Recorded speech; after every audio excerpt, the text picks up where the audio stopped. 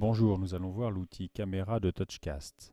Nous démarrons un nouveau projet en cliquant sur New Touchcast et en prenant le premier modèle. Nous découvrons tout en bas l'ensemble des menus disponibles. Nous commencerons par l'outil caméra. Dans cet outil caméra, je vais déjà changer la caméra avec le swap et je reviens sur la première fonction, le téléprompteur.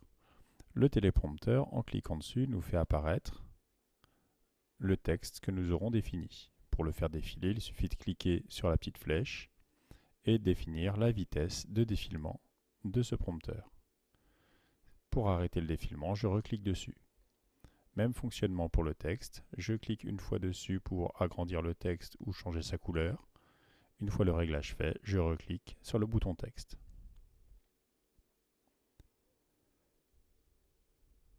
Si je veux maintenant taper mon texte, je clique dans Edit, je clique dans la zone, je vais pouvoir saisir le texte avec le clavier, mais encore mieux, avoir tapé le texte ou récupérer le texte ailleurs et faire un copier-coller.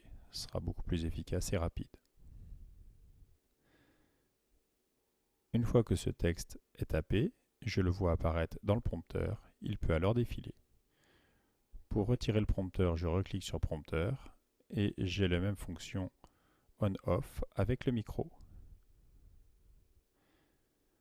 En autre réglage, je dispose aussi des réglages d'éclairage de couleur, donc là en automatique, mais suivant la situation d'éclairage, je peux la mettre en intérieur. Le bouton suivant me permet de régler manuellement la mise au point. Le suivant nous permet d'inverser l'image.